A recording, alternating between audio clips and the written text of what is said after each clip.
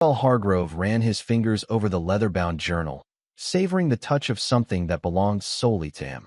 The morning light streamed through the bay windows of his study, illuminating the room that had become his sanctuary over the past 15 years of marriage.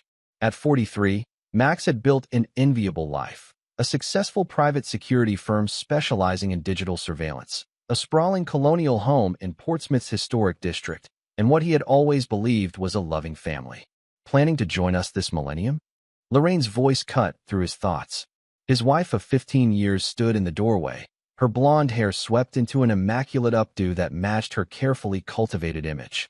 Once a promising attorney, Lorraine had abandoned her career shortly after their daughter Eliza was born, choosing instead to climb the social ladder of New Hampshire's elite circles. Just finishing some notes on the Pendleton contract, Max replied, closing the journal. Everything okay? Lorraine's smile didn't reach her eyes. Eliza's recital is tonight. You promised you'd be there. Max nodded, feeling the familiar guilt press against his chest. I'll be there.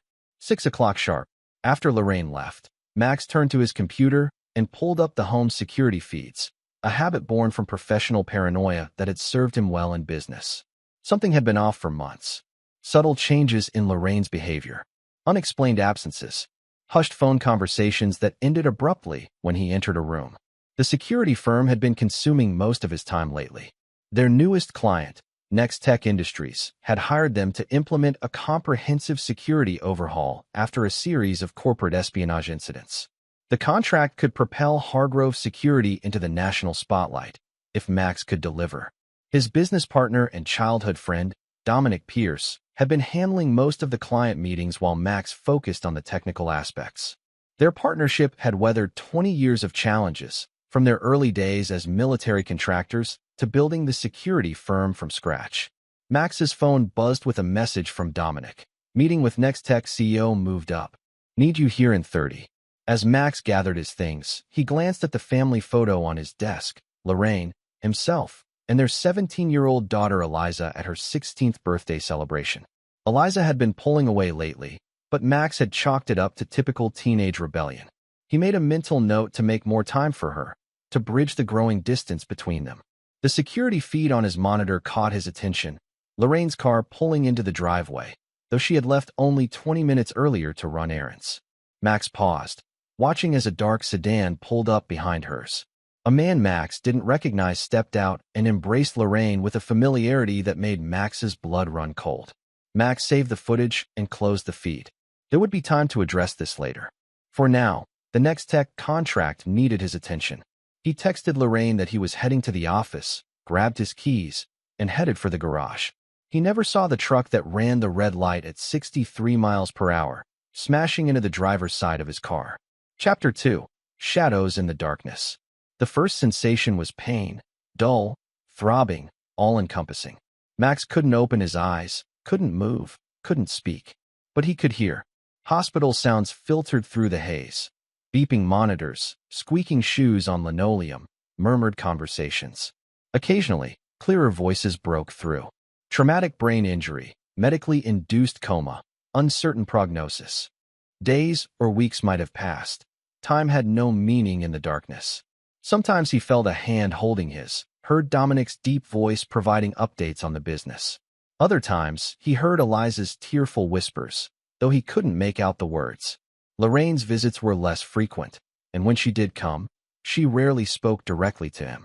Instead, she had hushed conversations in the room, thinking he couldn't hear. The doctors say there's minimal brain activity, Lorraine's voice said one day, closer than usual.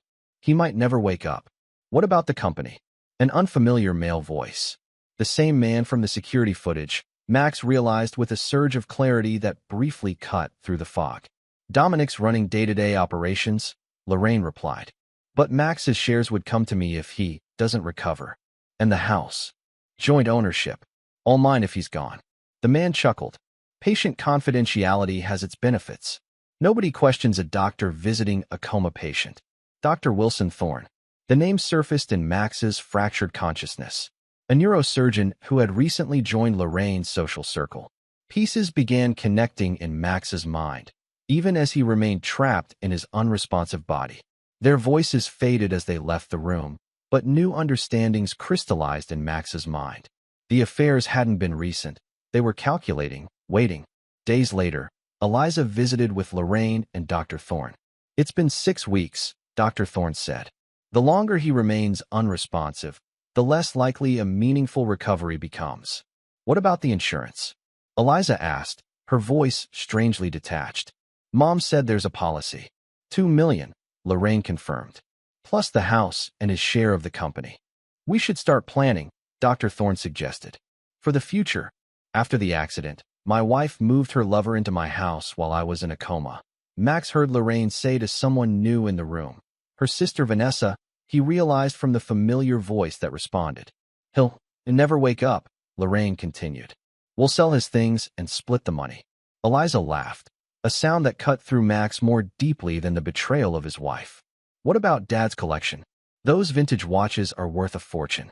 They didn't notice his finger moving, a slight twitch that no one saw. But Max felt it, the first indication that he wasn't completely trapped. With monumental effort, he managed to move his finger again, then again, establishing the first tenuous connection to his physical form. In the darkness of his coma, Max began plotting. Every conversation revealed more of their plans. Dr. Thorne was manipulating his medical records, gradually building a case for withdrawing life support. Lorraine was already liquidating some of his personal possessions. And Eliza, his own daughter, was inventorying his valuables.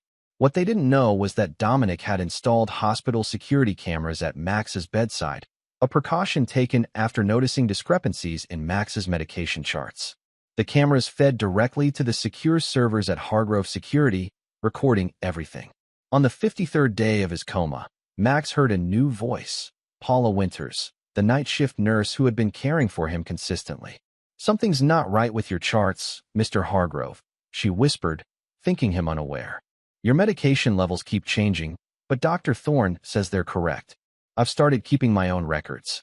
Max focused all his energy on moving his hand. This time, Nurse Winters noticed. "Mr. Hargrove, can you hear me? Move your finger again if you can hear me." With tremendous effort, Max moved his finger. "Oh my God," she gasped. "I need to get the attending physician, not Dr. Thorne." For the first time since the accident, Max felt something besides pain and betrayal. Hope. Chapter 3. Awakening. When Max opened his eyes, the fluorescent hospital lights were blinding. Nurse Winters gasped, dropping her clipboard. "Impossible," she exclaimed. "Dr. Thorne said you'd never." She stopped herself, regaining her composure. "I need to get Dr. Matsuda immediately." The next hours were a flurry of tests and examinations. Dr. Akira Matsuda, the hospital's chief neurologist, personally oversaw Max's case, marveling at his rapid return to consciousness. "Your recovery is remarkable, Mr. Hargrove," Dr. Matsuda said, reviewing his charts. "Though there are some concerning inconsistencies in your treatment records. I've ordered a full review." Max, still unable to speak due to the extended intubation, gestured for something to write with. When provided a tablet, he typed, "Security footage. My company, Dominic Pierce." Dr. Matsuda nodded. "Your business partner has been here almost daily. I'll call him immediately." Dominic arrived within the hour, his normally composed face showing shock and relief when he saw Max conscious. "You stubborn bastard," he said, grasping Max's hand. "I knew you'd pull through." When they were alone, Max typed, "Footage from room." Dominic's expression darkened. "I've got everything, Max. Everything. After your medication levels kept changing mysteriously, I installed our micro cameras. Lorraine, that doctor, even Eliza." He trailed off, clearly reluctant to confirm the extent of the betrayal. "Lawyer?" Max typed. "Sydney Blackwell is handling everything. The footage has already been secured and authenticated. Lorraine doesn't know you're awake yet. Nobody does, except the medical staff and me." Max nodded, his mind clearer than it had been in months. On the tablet, he outlined his requests. No visitors except approved medical personnel and Dominic, complete media blackout regarding his condition, and all recordings to be sent to his attorney. "What are you planning?" Dominic asked. Max typed his response carefully. "They thought I was gone. Let them keep thinking that, for now." Over the next 2 weeks, Max regained his strength with remarkable speed. Physical therapy sessions twice daily, coupled with speech therapy, gradually restored his functionality. Throughout this time, Lorraine, Dr. Thorne, and Eliza remained unaware of his recovery, believing he was still comatose but being transferred to a specialized long-term care facility, a fiction created by Sidney Blackwell to keep them away. Meanwhile, the hospital's internal investigation into Dr. Thorne's conduct was proceeding quietly, building a case of medical malpractice and potential attempted murder. Nurse Winters provided crucial evidence of medication tampering that corroborated the security footage. 23 days after waking, Max was ready to execute the first phase of his plan. With Sidney Blackwell's assistance, he had gathered evidence not only of Dr. Thorne's medical misconduct, but also of funds being embezzled from Max's accounts by Lorraine. The security footage is irrefutable, Sidney explained during one of their strategy sessions.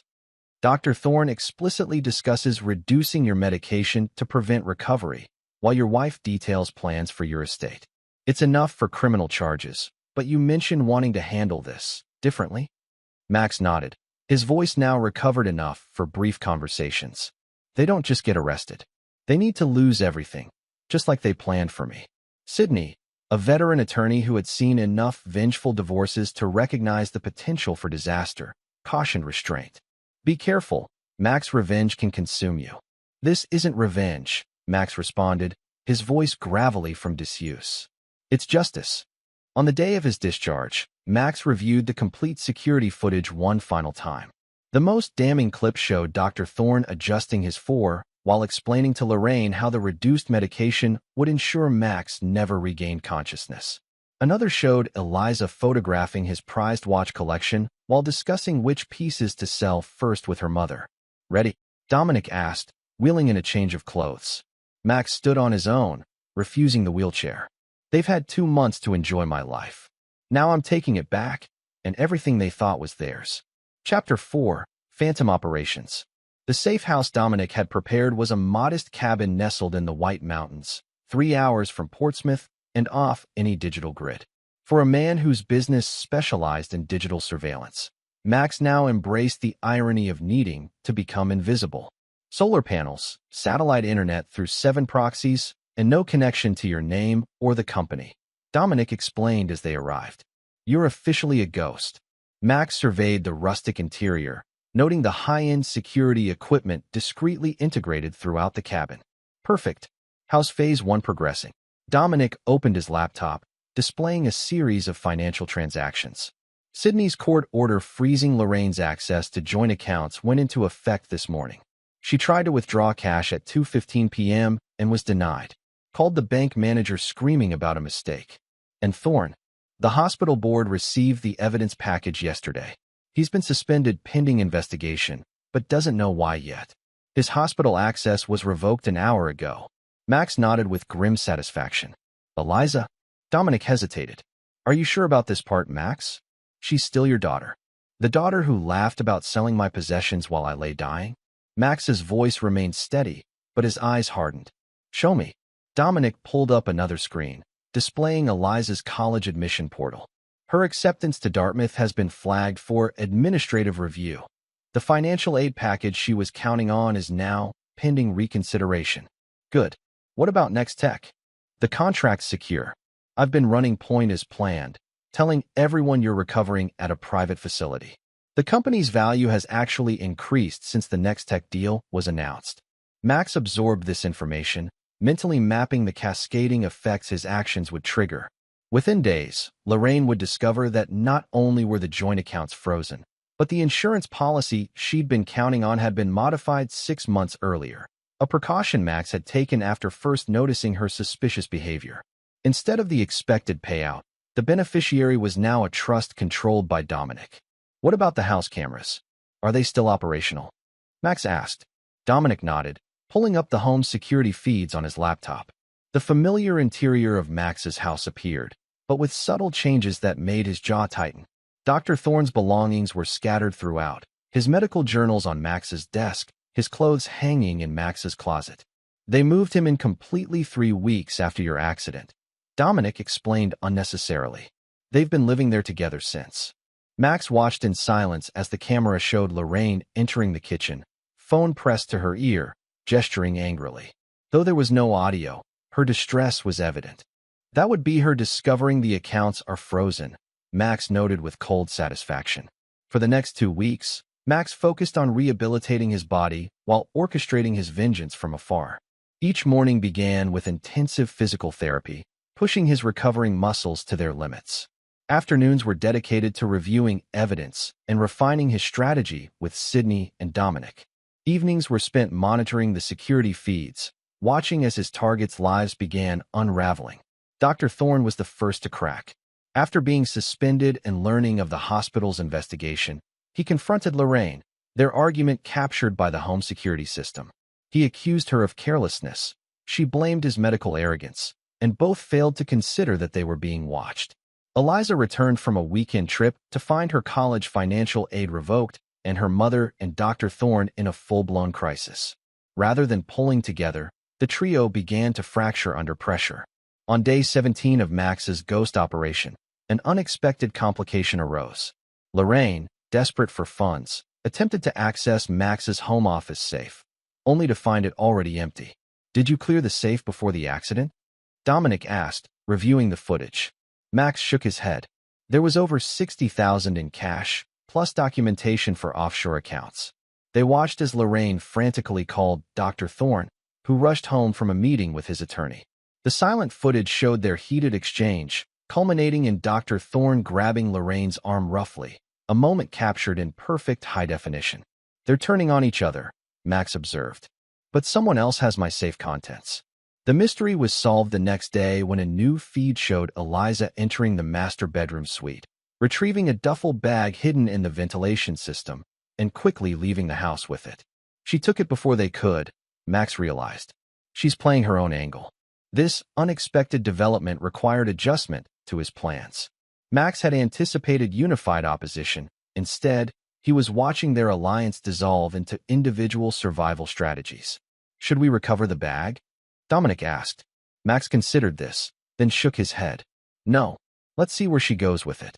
Track her, but don't intervene yet." The following day brought another unexpected turn when Sydney Blackwell arrived at the cabin with troubling news. "Lorraine's hired Raymond Voss," she announced without preamble.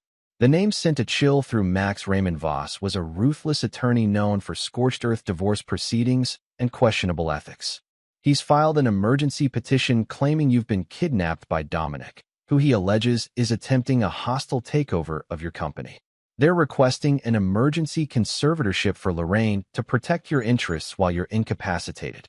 Max processed this information, recognizing the dangerous escalation. "They're getting desperate." "Worse," Sydney continued. "They've somehow convinced Judge Hamilton to hear the petition. He's an old golf buddy of Thorne's father. The hearing is scheduled for next week." "Then it's time for Phase 2, Max decided. "Ahead of schedule, but necessary." Dominic looked concerned. "You sure?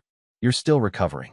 "I'm recovered enough," Max replied, standing to his full height without any trace of weakness. "Contact Patricia Banks at the FBI.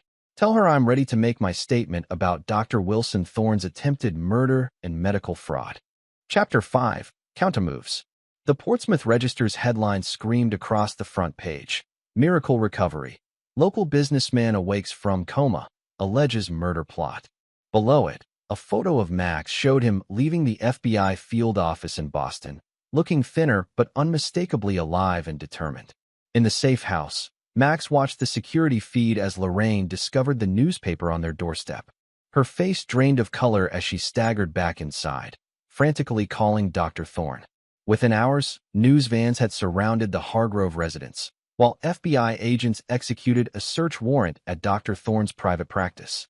"Raymond Voss is requesting an emergency meeting with the judge to withdraw their petition," Sydney reported over the secure line.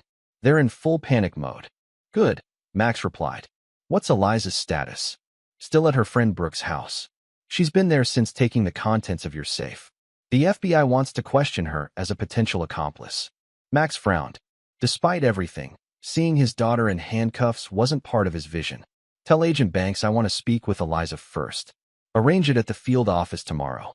The reunion with his daughter was nothing like Max had imagined during his darkest days in the coma.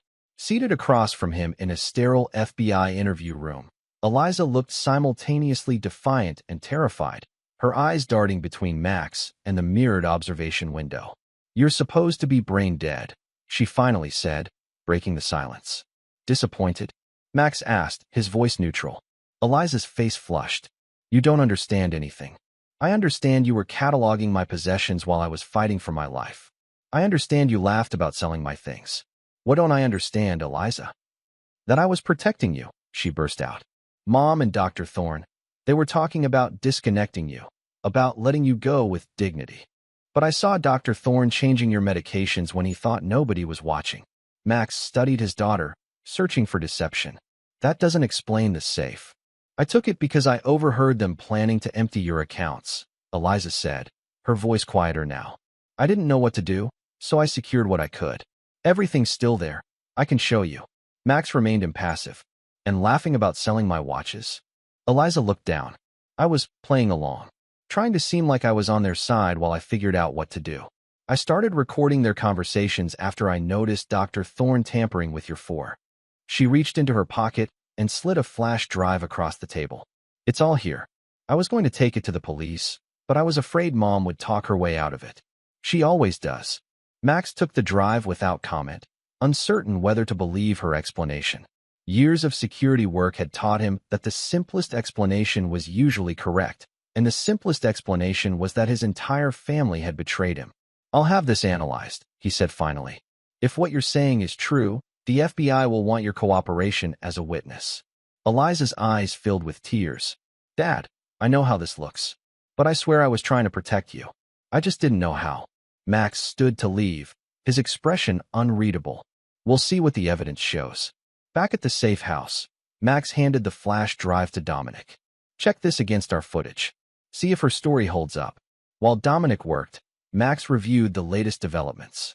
Dr. Thorne had been formally charged with attempted murder, evidence tampering, and insurance fraud. His medical license was suspended, and he was being held without bail. Lorraine had hired a second attorney specializing in criminal defense, clearly preparing for her own indictment.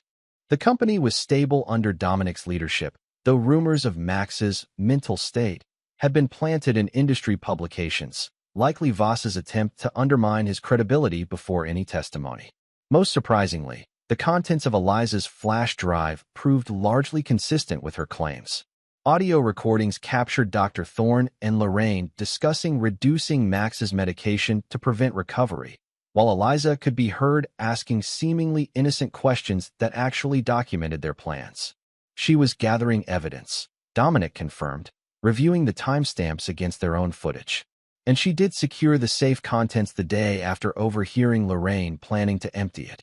Max processed this information silently. The possibility that his daughter hadn't betrayed him, that she had been working alone to protect him, complicated the elegant simplicity of his revenge. It demanded reconsideration of at least one target. "I want to meet with her again," he decided. "But first, let's proceed with Phase 3 for Lorraine and Thorne." Phase 3 began with Sydney filing a comprehensive civil suit against both Lorraine and Dr. Thorne, detailing not only the attempted murder, but years of financial manipulation by Lorraine. The suit sought punitive damages that would bankrupt them both, even if they somehow avoided prison time. Simultaneously, Dominic leaked selected security footage to specific media outlets, carefully chosen to maximize public outrage while protecting the integrity of the criminal case. Within days, Lorraine and Dr. Thorne had become national pariahs, their faces splashed across cable news with captions like "Black Widow Wife" and "Dr. Death." The pressure proved too much for their alliance. Dr. Thorne's attorney approached the prosecutor with an offer. His client would testify against Lorraine in exchange for reduced charges. Lorraine, learning of this betrayal, responded by claiming she had been manipulated by the doctor, who she now alleged had been medicating her without her knowledge. Max watched their mutual destruction with cold satisfaction, but the question of Eliza continued to trouble him. After reviewing her evidence multiple times, he finally arranged a private meeting at Sydney's office. This time, Eliza came prepared, bringing financial records showing transfers from Dr. Thorne to Lorraine dating back 2 years, long before Max's accident. "They were planning this for years," she explained, spreading documents across the conference table. "I found these in Mom's private email after I got suspicious. Dr. Thorne needed money for gambling debts. and Mom wanted out of the marriage without losing her lifestyle. Why didn't you come to me? Max asked, the question that had been haunting him. Eliza's expression clouded. I tried, Dad. 3 times I tried to talk to you about Mom's behavior, but you were always too busy with work. The last time, you said we'd talk after the Next Tech contract was finalized. That was the day before your accident. The memory surfaced, Eliza attempting to discuss something important about Mom, and Max putting her off, distracted by contract details. The realization that he might have prevented everything with a single conversation hit him with physical force. Before Max could respond, Sydney interrupted with breaking news. The FBI had arrested Lorraine while executing a search warrant at the house. They'd discovered evidence linking her to previous suspicious deaths, specifically the convenient heart attack of her wealthy first husband 12 years earlier, shortly before she'd met Max. This isn't just about you anymore, Sydney explained. They're reopening the investigation into Richard Coleman's death. If the exhumation shows traces of the same medications Thorne was giving you.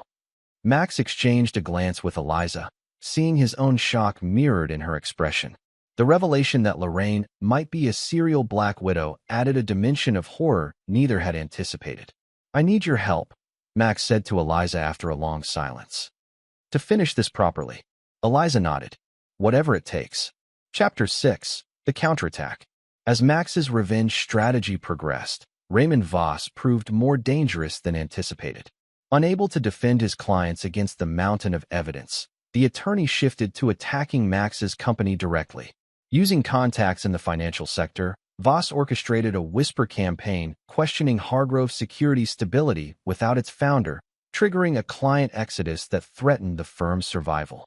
We've lost 3 major accounts this week, Dominic reported during their emergency strategy session. Nextech is wavering, and our stock has dropped 18%.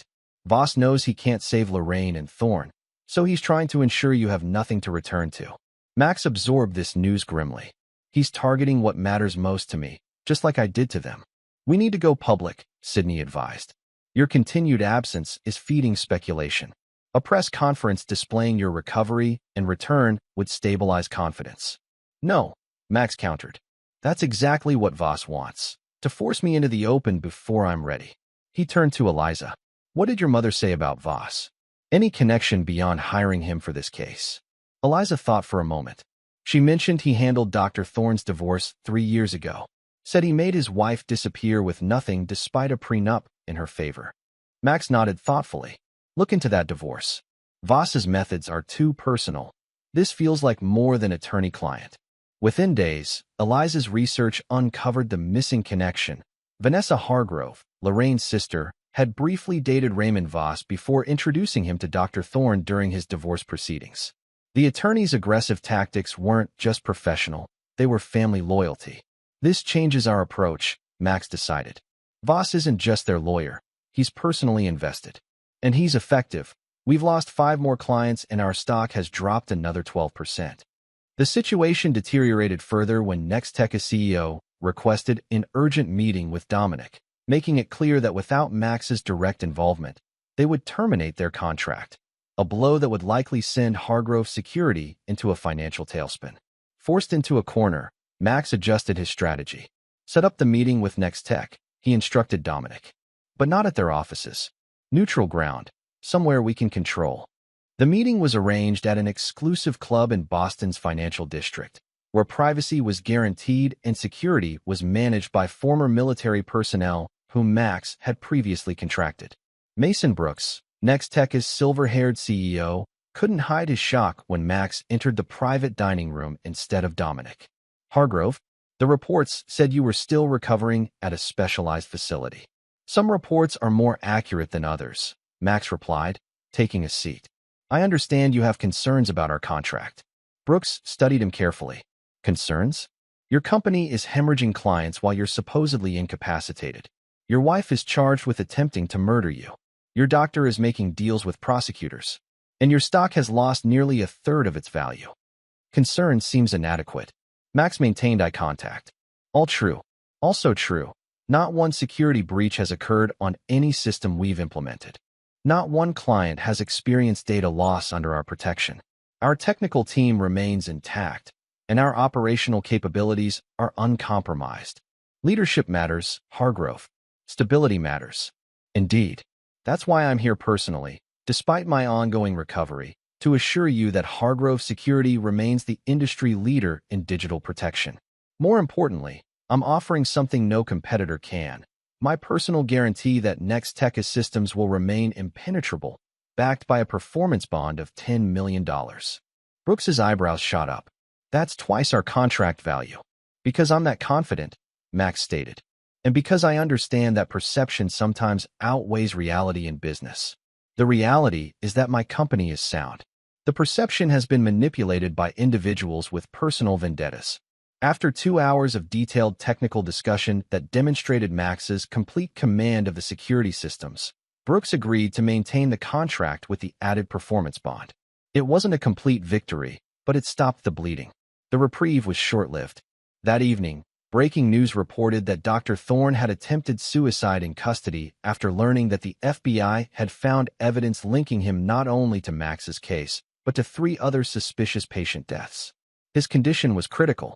This complicates things, Sydney observed during their late-night conference call. If Thorne dies, Lorraine's defense team will claim he was the mastermind and she was another victim. His testimony against her dies with him. Not necessarily, Eliza interjected. The flash drive I gave Dad includes recordings of Mom directing Dr. Thorne's actions. In one, she specifically tells him which medications to adjust to ensure Dad never recovers consciousness. Max nodded. Get that to the prosecutor immediately. And Dominic, I need you to accelerate the board meeting. We can't wait any longer to formally reclaim control of the company. The emergency board meeting was scheduled for the following morning. As Max prepared his remarks, a secure text from an unknown number appeared on his phone. You should have stayed asleep, Hargrove. Some things are worse than death. Voss. Max muttered, showing the message to Dominic. He's getting desperate. Or dangerous, Dominic countered. We should postpone the meeting. Max shook his head. That's what he wants. More delay, more uncertainty. We end this now. The board meeting began with tension thick in the air. 8 board members, longtime investors and industry leaders, sat around the conference table, their expressions reflecting the company's precarious position. Max entered last, accompanied by Dominic, Sydney, and unexpectedly, Eliza. Raymond Voss was already present, seated beside Bernard Whitley, the board's most conservative member. This is a closed meeting, Voss objected immediately. Family members aren't permitted. Ms. Hargrove is here as a material witness, Sydney countered. Given that this meeting includes discussion of criminal activities affecting company interests, her presence is not only appropriate, but necessary. Before Voss could respond, Max addressed the board directly. Ladies and gentlemen, I understand your concerns about the company's stability. You've been told that I'm incapacitated, that the criminal charges against my wife could implicate company resources, and that client confidence is irreparably damaged. Mr. Voss has been particularly energetic in spreading these narratives. I represent several concerned shareholders. Voss interjected smoothly. They have legitimate questions about Mr. Hargrove's capacity to lead after his traumatic injury. Max nodded as if considering this reasonable point. Understandable. Let me address those concerns directly. He turned to the large screen at the end of the room. Dominic, please display Exhibit A. The screen filled with security footage showing Raymond Voss in Max's home office, consulting with Lorraine and Dr. Thorne, dated 3 days before the board began receiving anonymous reports about the company's stability. Exhibit B. Max continued as the screen changed to display financial transactions from an offshore account linked to Voss into the trading accounts of several financial bloggers who had published negative analyses of Hargrove Security. Exhibit C. Now the screen showed emails between Voss and Lorraine dating back 18 months, discussing various scenarios for removing Maxwell from the company.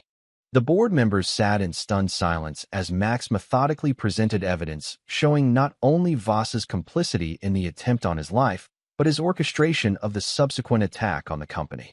Mr. Voss isn't representing concerned shareholders, Max concluded. He's continuing the conspiracy that began with attempting to murder me and has evolved into attempting to destroy what I built. The question isn't my capacity to lead. It's whether you'll allow criminals to manipulate this board into finishing what they started. Voss stood abruptly. These are fabricated allegations. You can't possibly. I can and have, Max interrupted. The FBI has received copies of everything I've shown you today, along with sworn testimony from my daughter about conversations she witnessed. Agents are currently waiting outside this building to speak with you, Mr. Voss. As if on cue, the boardroom door opened, revealing two FBI agents in dark suits. Voss's face drained of color as he realized the trap he'd walked into. This meeting is adjourned, Max announced calmly. We'll reconvene tomorrow to discuss the company's path forward, without the criminal conspirators who've been undermining it. As the agents escorted Voss from the room, board members approached Max with expressions ranging from shock to admiration. The immediate crisis had been averted, but Max knew the company wasn't safe yet. Voss had done significant damage to client relationships and public perception, damage that would take time and strategy to repair. Later that evening, as Max, Dominic, Sydney, and Eliza regrouped at the safe house, breaking news reported that Dr. Wilson Thorne had died from his suicide attempt, while Lorraine's attorney was attempting to negotiate a plea deal in light of the new evidence connecting her to Voss's activities. One down, Dominic noted grimly. Two more to go, Max corrected. Voss and Lorraine still need to experience the full consequences of their actions. Eliza, who had been quiet throughout the evening, finally spoke. What happens after, Dad? When they're all dealt with? Max considered his daughter thoughtfully. Her question revealed the fundamental difference between them. Eliza was already thinking about recovery, about life after revenge, while Max couldn't see past the destruction of those who had betrayed him. First we finish this, he replied. Then we'll see what's left to rebuild. Chapter 7. Unmasking. The grand jury indictment against Lorraine detailed a breathtaking conspiracy. Attempted murder, insurance fraud, conspiracy to commit securities fraud, and most disturbing of all, probable involvement in the death of her first husband, Richard Coleman. The exhumation of Coleman's body had revealed traces of the same cardiac-suppressing medications Dr. Thorne had administered to Max. Raymond Voss faced equally severe charges: conspiracy, obstruction of justice, witness tampering, and securities fraud related to his manipulation of Hargrove Securities' stock price. Both were being held without bail, their trials scheduled 6 months out. For most people, such comprehensive legal retribution would have been sufficient. Max Hargrove was not most people. They're still hoping for deals, he told Sydney during their weekly strategy session. Lorraine thinks her sister Vanessa will testify about her troubled childhood to gain sympathy. Voss believes his connections in the legal community will result in minimal jail time. Sydney studied her client with growing concern. In the 3 months since awakening from his coma, Max had transformed. The physical recovery was remarkable. He had regained his former strength and then some, pushing himself through punishing daily workouts. But the psychological changes were more profound. The Max Hargrove who had entered the coma, a driven but fundamentally decent man, had been replaced by someone colder, more calculating, seemingly incapable of empathy toward those who had betrayed him. The criminal justice system is working exactly as intended, Sydney pointed out. They'll both serve substantial prison time. The civil judgments will strip them of assets. Isn't that enough? Max's expression remained impassive. You know what Lorraine said while I was in that coma? That they'd sell my things and split the money. They didn't just want me dead. They wanted every trace of me erased and monetized. So no, prison time and financial penalties aren't enough. What more do you want? I want them to experience what I experienced, complete helplessness while watching everything they care about being taken away. Max slid a folder across the table. Phase 4. Final phase. Sydney reviewed the contents with growing alarm. This goes beyond legal remedies, Max. Some of this could jeopardize the criminal cases. None of it violates any laws, Max countered. It's simply creative pressure. Phase 4 began the following day when Vanessa Hargrove received an anonymous package containing detailed financial records of offshore accounts she had helped Lorraine establish, accounts the authorities were unaware of. Accompanying the records was a simple note: choose loyalty or freedom. Simultaneously, 3 of Raymond Voss's former clients received documentation of ethical violations he had committed while representing them, including evidence that he had deliberately prolonged litigation to increase his fees. They're being isolated, Max explained to Dominic and Eliza as they monitored the fallout. Every support system, every potential ally, removed. Eliza frowned. Is this really necessary, Dad? They're already facing life in prison. Ask yourself what would have happened if I hadn't woken up, Max replied. Your mother and Thorne would have killed me, taken everything, and moved on to their next victim. Voss would have helped them cover it up, just as he's done before. This isn't excess, it's justice.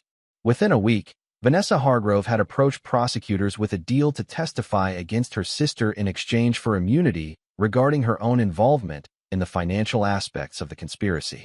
Two of Voss's former clients had filed bar complaints that would likely result in his disbarment, regardless of the criminal proceedings. The isolation strategy continued with systematic exposure of every ally Lorraine or Voss might have counted on. Country club memberships were revoked after evidence of their misconduct was anonymously provided to the boards. Social connections severed contact after receiving detailed accounts of the conspiracy. Even Lorraine's defense attorney withdrew from the case after learning she had been lying about key aspects of her involvement. They're cornered. Dominic observed 3 weeks into Phase 4. Lorraine's requested 3 different new attorneys, all of whom have declined after receiving our information packet.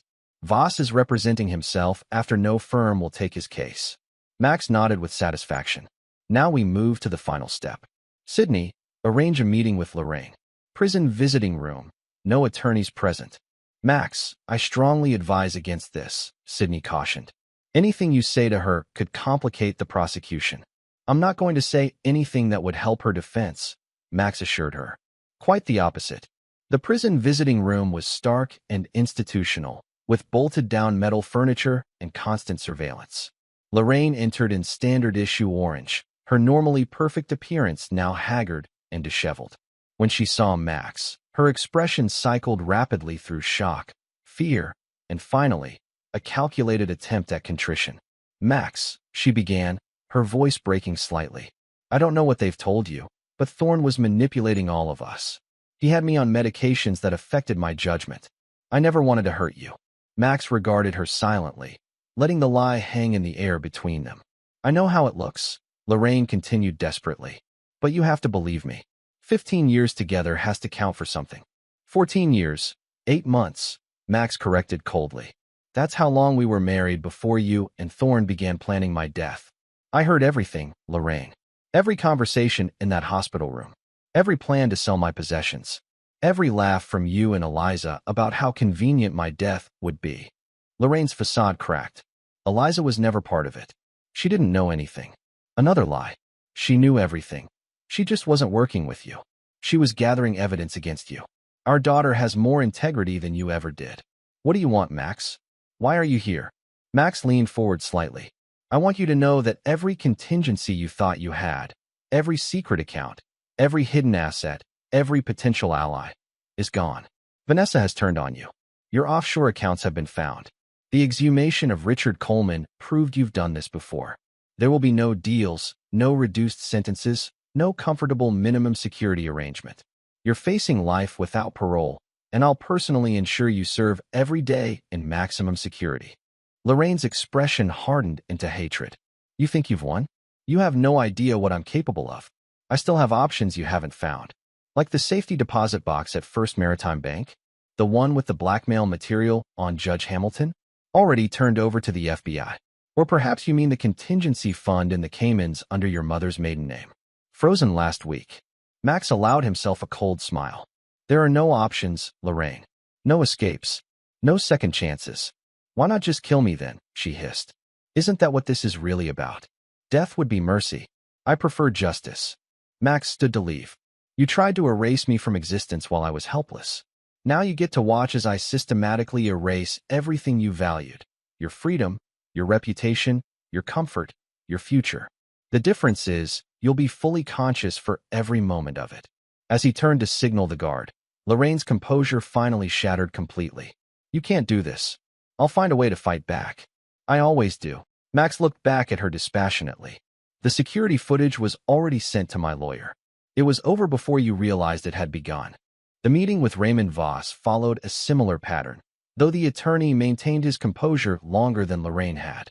Only when Max detailed the evidence linking him to jury tampering in previous cases, evidence that would add decades to his sentence, did Voss finally lose his calculated demeanor.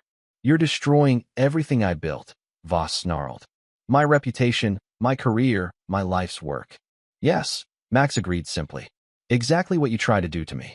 The difference is, you deserved it. Chapter 8. The Final Verdict. The trials were separate but equally devastating.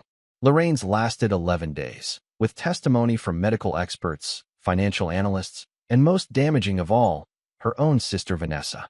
The jury deliberated for just 4 hours before returning guilty verdicts on all counts, including first-degree murder for the death of Richard Coleman.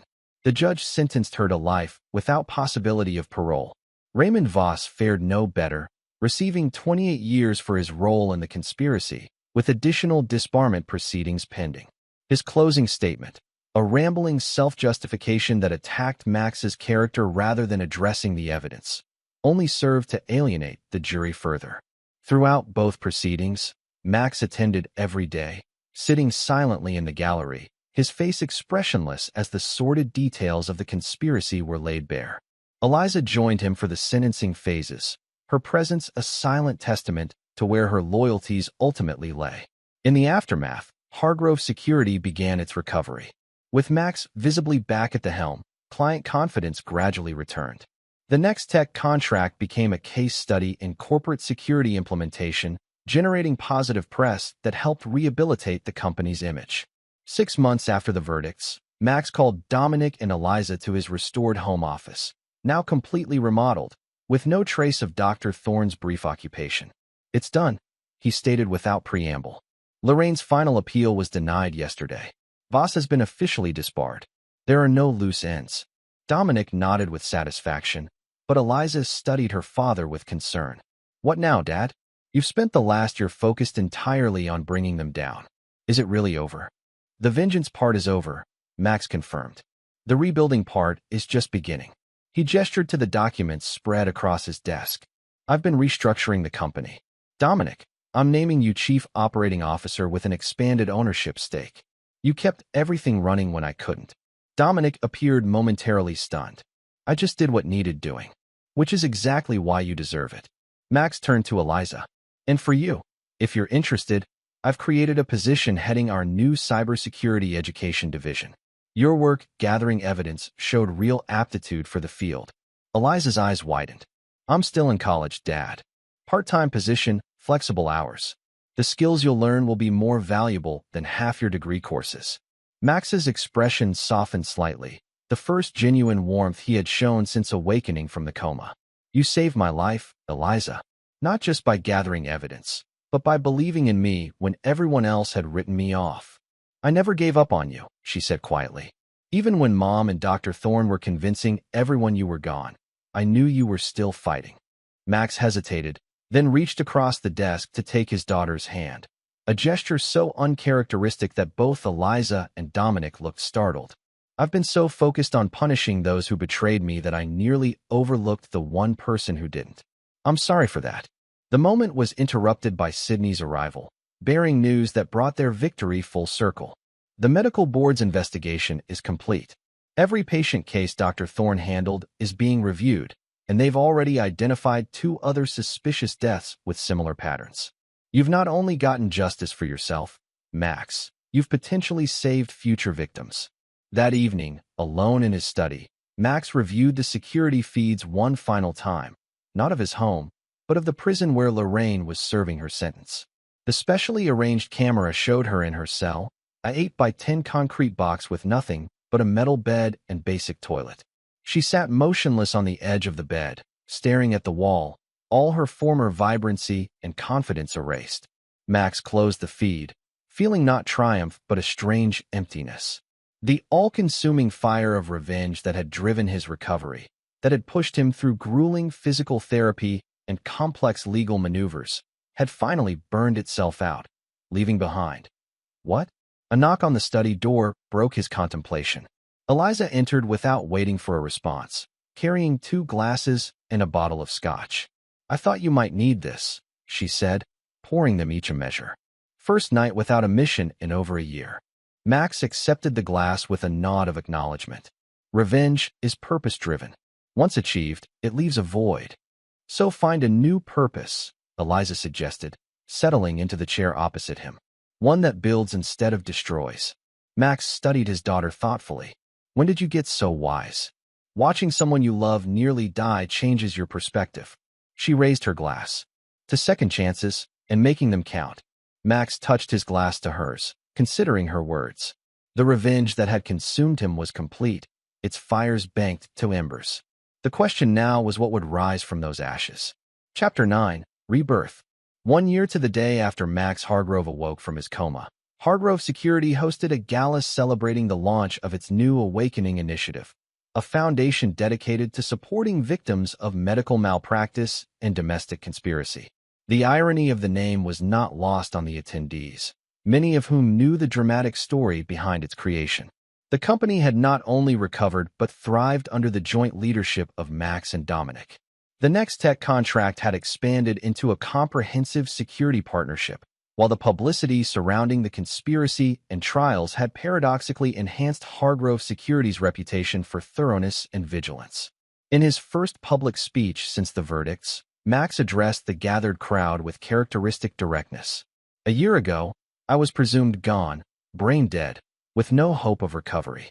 People I trusted were dividing my possessions, planning their futures using my resources, and actively ensuring I would never wake up. Today, those individuals are serving life sentences, while I stand before you completely recovered. He paused, surveying the attentive faces. The conventional wisdom would suggest I should speak about forgiveness, about moving on, about the healing power of letting go. That would be dishonest. I did not forgive those who betrayed me. I ensured they faced the full consequences of their actions. But vengeance, while necessary, is ultimately limited. It addresses the past, but does nothing to shape the future. Max gestured to Eliza, who joined him at the podium. The Awakening Initiative represents that future.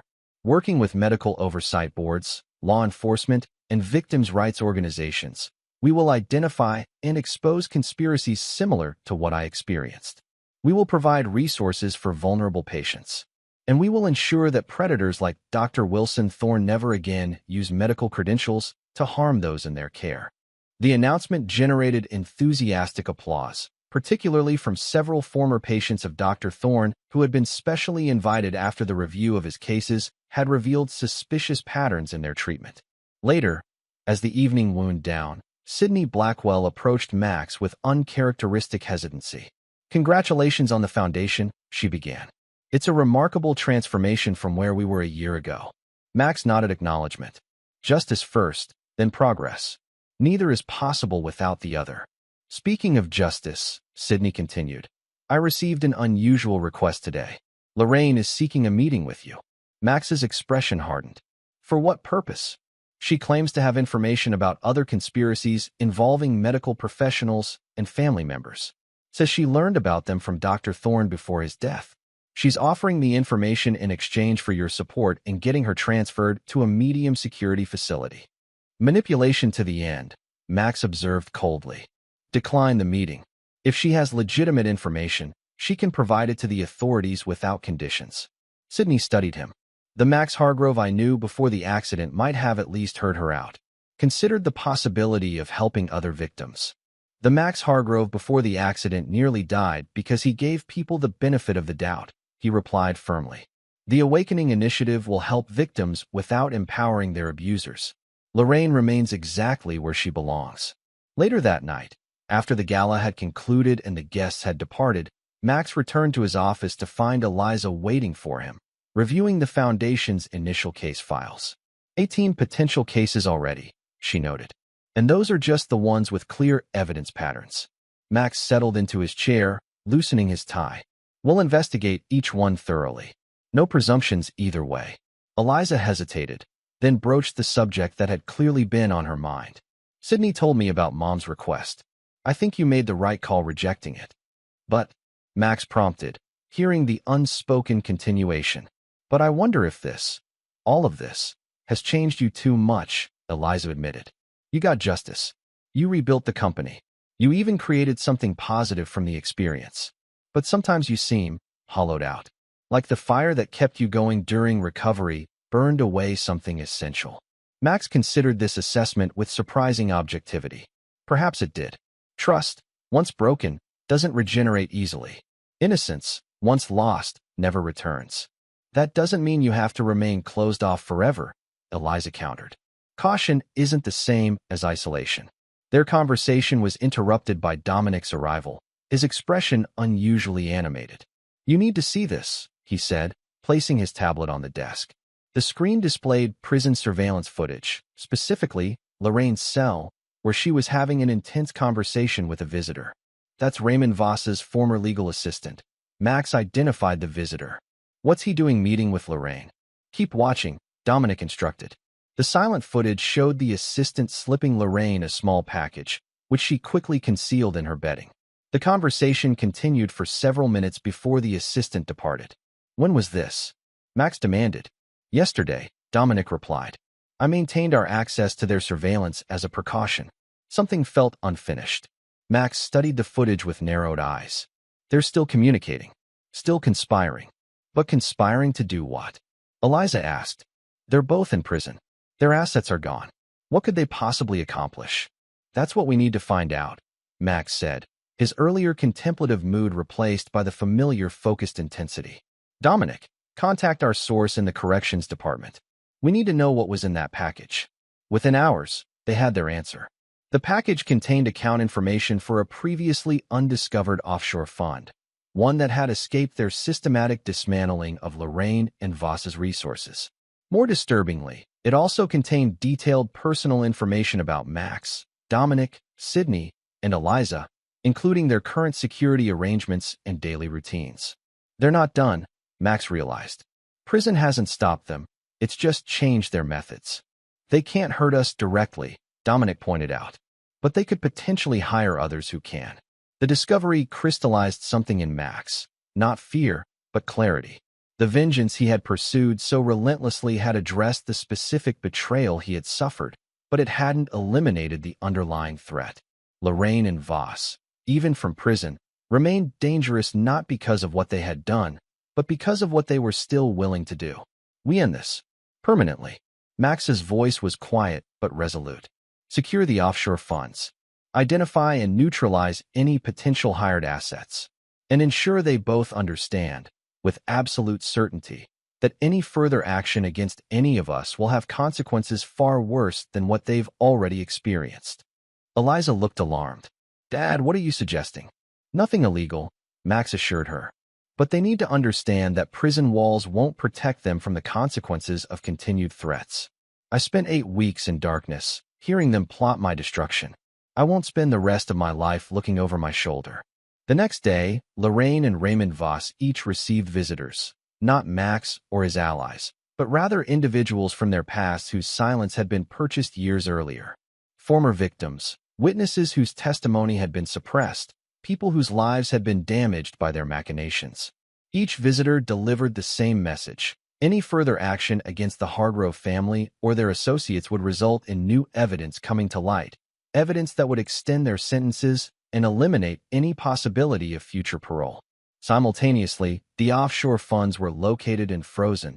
The legal assistant who had delivered the package was arrested for smuggling contraband into a federal facility, and every individual identified in their planned retaliation was neutralized, some through legal pressure, others through financial incentives to stay away. 3 days later, Lorraine sent a message through proper prison channels, a formal withdrawal of her request to meet with Max, along with a signed statement renouncing any further legal appeals of her sentence. Checkmate, Dominic observed as they reviewed her statement. She finally understands it's truly over. Max nodded, but his expression remained guarded. For now, people like Lorraine and Voss don't change their nature. They just adapt their methods. So we remain vigilant, Eliza concluded. But we also move forward. Later that week, Max stood alone on the balcony of his home, watching the sunset over Portsmouth Harbor. The company was secure. The foundation was launched. His enemies were contained. By any reasonable measure, his mission was complete. Yet Eliza's words about him being hollowed out lingered uncomfortably. The man who had entered that coma a year ago, trusting, distracted by work, but fundamentally decent, had been replaced by someone harder, colder, perpetually vigilant. Was that transformation necessary for survival, or had he allowed the betrayal to fundamentally alter who he was? His phone buzzed with a message from the Awakening Initiative's secure line. Another potential case identified, another family possibly conspiring against a vulnerable patient. Without hesitation, Max began reviewing the details, his focus absolute. The man he had been might be gone, transformed by betrayal and forged in the fires of retribution. But the man he had become served a purpose that extended beyond personal vengeance. If the cost of that purpose was a certain hardening of the spirit, it was a price he would willingly pay. After all, he thought as he watched darkness settle over the harbor, not all comas ended with awakening. Some ended with rebirth. This is where our story comes to an end. Share your thoughts in the comments section. Thanks for your time. If you enjoy this story, please subscribe to this channel. Click on the video you see on the screen, and I will see you there.